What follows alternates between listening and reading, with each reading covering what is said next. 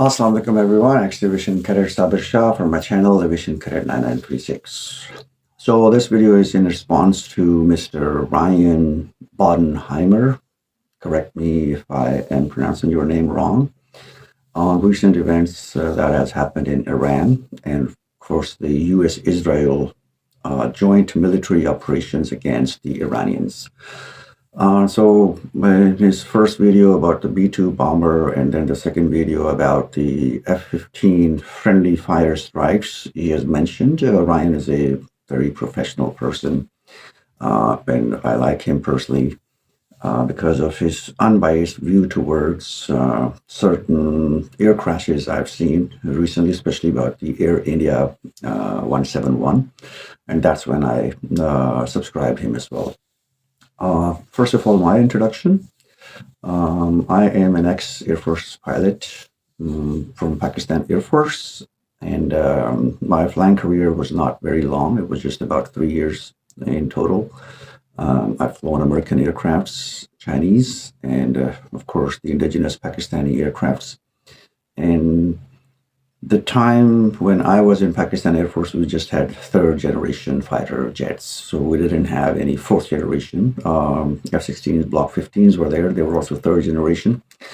But later on, after when I left in 1997, then the induction of the fourth generation aircraft came here. So my experience about fourth generation aircraft is, you could say, not physically flown those airplanes. Why I'm mentioning this? Because it's very important. In order to debunk Ryan's claims in his two videos, there should be an equal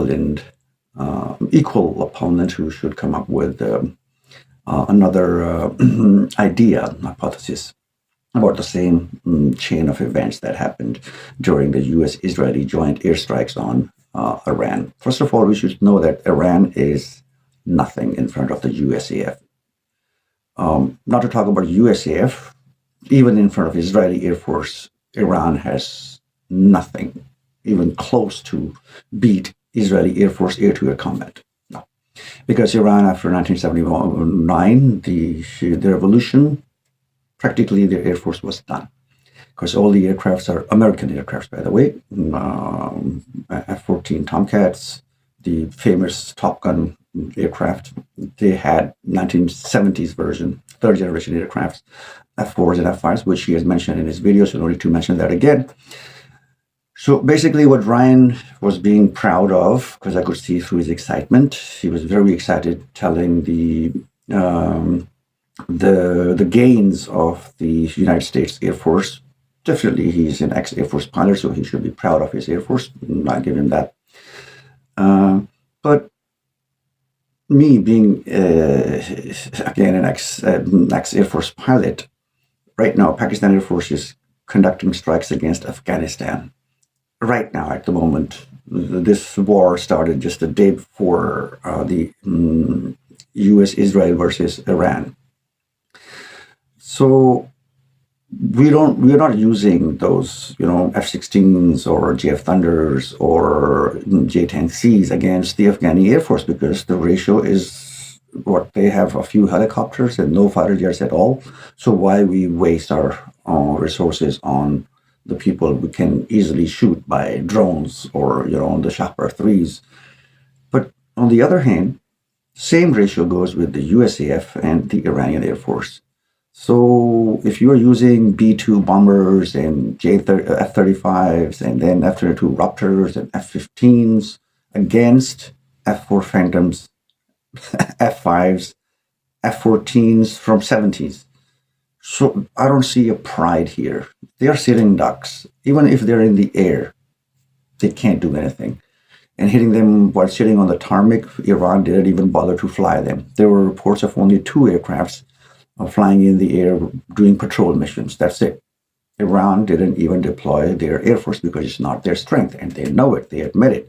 So beating that kind of Air Force, I don't think that's an honor. But again, no matter what, you're an ex-Air Force pilot, so you would glorify on that one. But I don't see a pride here. Second thing, my experience with F-15s was back in 1995.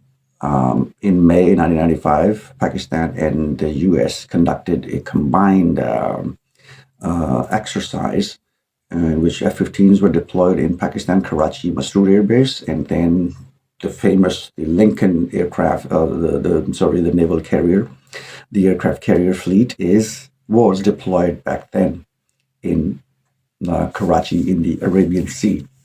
And the name of the exercise is...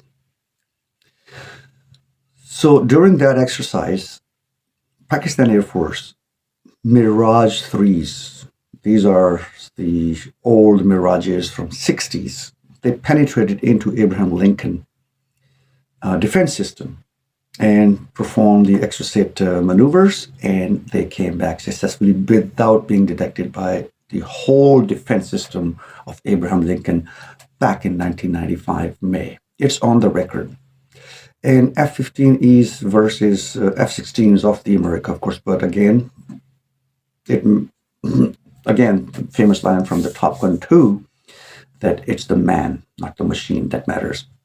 So using F-16 Block 15, I mean, those were those ABCDs back in the early F-16s, and the score against F-15E was 50-3 in air-to-air combat dogfight, because back then there were no BVRs, it was the dogfight. And F-15 were shot 50 times, and F-16 were shot 3 times. So these are the achievements of Pakistan Air Force. Now, why I'm saying this, because I don't want anyone to come up and say, who the hell are you, questioning our big brother, Mr. Ryan Bodenheimer, who is, well, by the way, he also has the 10,000 flight hour on F-15s. He was the one who flew that sortie in Afghanistan. So, man, his the work as an anthropologist is also really appreciated.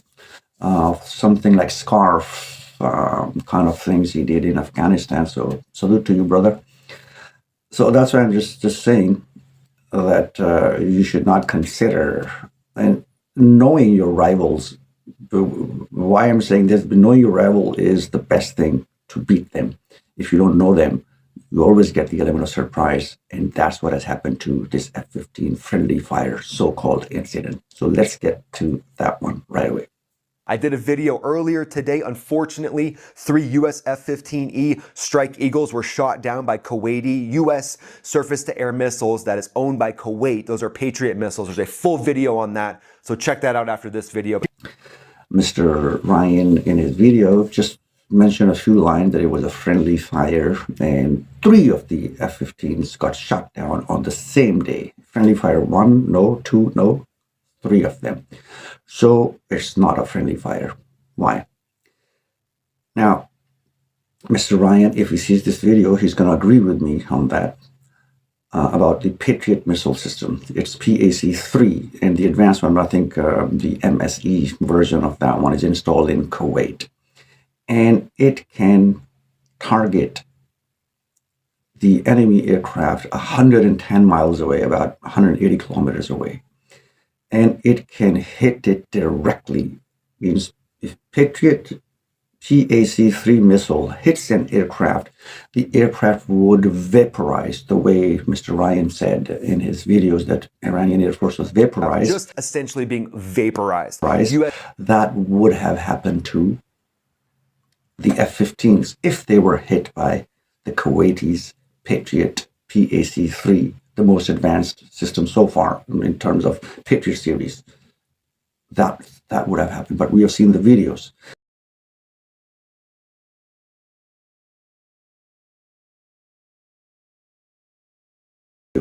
The aircrafts, at least 2 of them, they were in flat spin.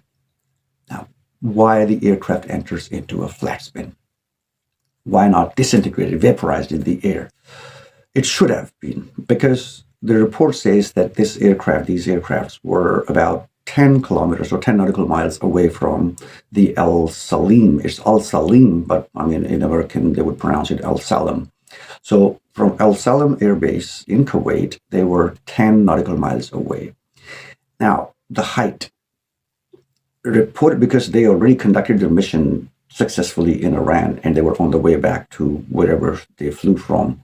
So once they were on the way back, they would not have been on at 30,000 feet because the air to ground missiles or even air to air missiles are fired from the peak height so that the missile doesn't have to use energy to go up, because these missiles, they go up in the air, make a projectile and hit their targets. So they were not at that height. Once they deployed their mission, they completed their mission, they started going back. Once they were on the way back, they must have been at the height of about 5 to 15,000 feet. Reason being, because pilots want to be relaxed, so they go below the 15,000 feet blanket so that they could just take their oxygen masks off and breathe normally. Otherwise, they have to use the oxygen mask, and it's a pain in the ass, and Ryan would agree with me on that how much burden it is to carry an oxygen mask all the time on your nose. Once we get off a mission after an hour, we have the lines, and if we do 3 missions a day, these lines could be permanent. So pilots relax, and it's a friendly environment, friendly country. Kuwait is a friendly country, so they had no danger apart from their own danger, their own American-based Patriot missile, which hit them later on. So they were at the height of 5 to 15,000 feet. I could be 100% sure why. Reason 2, because they did not have any time to do the evasive maneuvers. Every fighter pilot knows, and the systems, the radar warning systems installed on the aircraft tells them that a missile is coming, and unless it is jammed, which I will define later. But they would have, if they were at 30,000 feet, they would have done the evasive missions, evasive maneuvers, which is the simple one is that you put the aircraft into a nosedive so that the impact point of the air defense system, which is coming to hit you, measures below the ground. But from 50,000 feet, you can't put an F15 Eagle into a dive. Otherwise, that's a suicide mission, like kamikazes. So they did not have time to do the evasive maneuvers even. And Patriot PAC-3 shoots 16 missiles in 1 second. And these were simultaneously hit, like boom, boom, boom, within 3 seconds, 7:03 local time, and they were hit. And none of them had chance, but they were lucky that they had a chance to eject from this close proximity. If they were this close, trust me, they would not have time to eject even. If a PAC-3 missile would have hit them, boom, they would have been in millions of pieces right away. No time to eject. So, what has actually happened? Here we go. Again, knowing your enemy is the best thing, because if you don't know your enemy and you're in a delusional world like Indian Air Force wars against Pakistan Air Force, then you would see these results very often, because they also downed one Mi-17 in a friendly fire back in times. Well, that was a friendly fire by the Spider air defense system, Israeli Spider air defense system, and couldn't identify between a friend and a foe. The IFF failed. And same has happened here. How does this IFF fail? There could be many reasons, but I'm going to tell you only one, the main reason. People didn't know that China has equipped Iranian air defense with their most modern YLC-8B systems. Check it out on Google, and Google will give you all the details. I don't have to go into technical details. It works as similar as any other, like American the ANAPG-81 air defense system. It works exactly on that, but it's even much more advanced than that. So just a few of the specifications I could tell you. It can detect an F-35 from 700 kilometers away. Yeah. Because in the beginning of the video, Ryan mentioned, while having Russian air defense system and Chinese air defense system, still U.S. Air Force has managed to attack. Well, did you achieve your goals? If you would have achieved your goal, the Abraham Lincoln would have never been attacked. And that has been it. And it has been reported on international media through neutral observers that at least when Iranian has shown their Al-Shahid drone getting into one of the frigates, those were firing the Tomahawk missiles on Iran. And they have shown a clear video. That's not AI video. So that means that air defense system had been breached, and the defense system of Abraham Lincoln has been breached, which Pakistan did 40 years ago in 1995. we're using the mirages. So I don't know, but for me, it is a possibility. It could be done. Now, staying in delusional world, you can deny it, but it's up to you. So these air defense systems, 7 of them were given in early February, and that's reported in the media. And they detect all these. And on top of that, they have the EW jamming system installed. An EW jamming system, once that is installed, that means that this can detect the aircraft 700 kilometers away, and these aircraft are 200 kilometers away. And they can see them first. So first see, first kill. So now what is Iran going to use to shoot these F-15s, let's suppose? Do they have any capability to do that? Because according to Ryan, they have destroyed all the air bases and they have practically no ground-to-air attacks. If you have done that one, then you cannot explain why these missiles are hitting Israel in the middle, in Tel Aviv, Jerusalem even. Netanyahu's office was attacked too. So this should have been practically dead. Nothing should have been flying out of Iran, but it has been happening. So that means that your claim of downing all the systems of Iran down is somehow not correct, not exactly correct. There must have been a lot of 53 sites were bombed using 200 aircrafts, jet aircraft. So there must have been a lot of damage, but still there are things which are going out of Iran. So Iran has the, they call it BAVAR, ground-to-air missile. So once the YLC-8B detects an aircraft coming and coming out, the EW jammers, they do their work. They block the signals, jam the signals. And that's why the Kuwaitis, they couldn't do anything about F-15E, and F-15E couldn't see what signal is coming from where. And these BAVARs of Iran, locally indigenous made, they hit them in the close proximity. Because we cannot say that they hit them directly. If they would have hit them directly, now this range, even Ryan would agree, 200 kilometers away, there is a proximity error too. But these missiles are there; they are capable of going next to the aircraft and blowing themselves up there. So what happens once with these 4.5 generation or fourth generation aircrafts, when something explodes in the vicinity, the shrapnels, the fragments of the missile, they could hit the flight control system of the aircraft. Once they hit the flight control system of the aircraft loses its flight controls. And that could also be done by EW jamming. But let's say China is not that advanced. Just take your words. But because of the fragments, the flight control systems were damaged, and that makes sense for these aircrafts getting into flat spin. They were not directly hit. And we could see one hit and the tail, and the BAVAR missile is capable of getting the infrared signature from the engine, and they can go. But the chaffs are there, the flares are there, so we don't know did they have any. I don't think so that they had any time to fire their chaffs or their flares, because it just happened within a second. They had no idea. They were oblivious of what is coming for them. So Mr. Ryan forgot to mention that thing in his video. You were an ex-F-15 pilot. You should have gone clear about, your fellow. You're younger than me, I'm sure, because I've told you my experience. 1995, the F-15 versus F-16 exercise in Pakistan happened. I was a witness to that one. Well, at that time, my flying experience was about 50 hours altogether. And I went to Air Force at the age of 17.